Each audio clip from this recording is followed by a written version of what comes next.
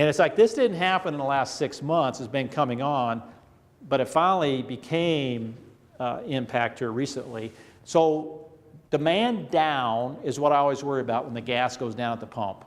That, hey, there's not enough demand to drive the economic engine, and so it worries me when gas prices go down.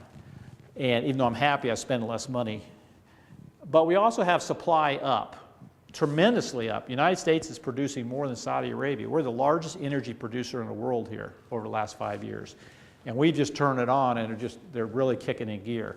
Now I know it wasn't the last 6 months, but the market finally recognized all that and drove prices down tremendously. I found this other slide here that shows OPEC. So these are the different countries, and this is Saudi Arabia up here.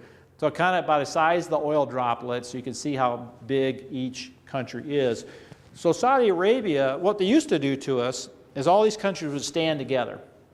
And Russia wasn't producing as much, we weren't producing as much. And so they could drive the supply-demand equation. So when they liked that oil to be $80, $90, $100 a barrel.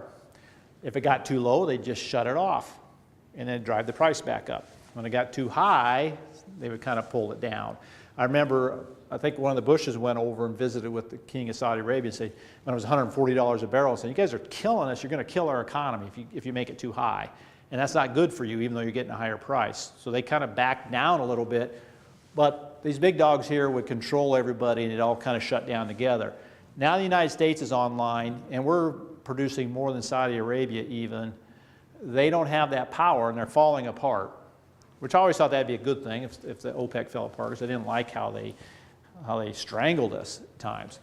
The United States economic engine, we don't have a central controlled government as well, and we just can't turn the ship around overnight. So we're producing oil, and if Saudi Arabia cuts, it isn't going to necessarily drive the price up. It might some, but because we're producing so much, it won't drive the price up like it used to, and they're just going to cut their own throat. And so they say, we're not going to lose market share. We're not going to cut prices.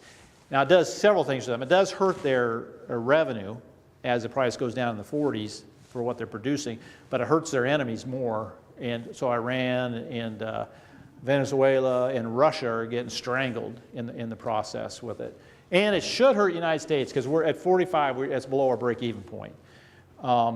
So we need about $70 a barrel. I think Canada needs $70 a barrel to be.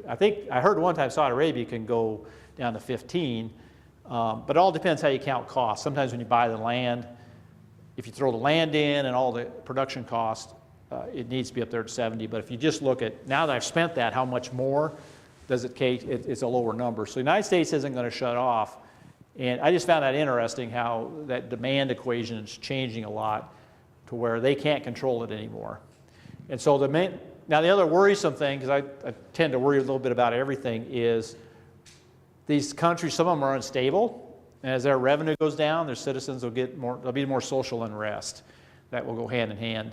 And they call it the petrodollar back in the years when the United States kind of became the currency reserve of the world and such. The whole world kind of works, and maybe some of these wars, some people will suggest that we have them to protect the petrodollar, but our dominance, that could be falling apart, and you're going to have maybe some unrest in some of these other countries with it.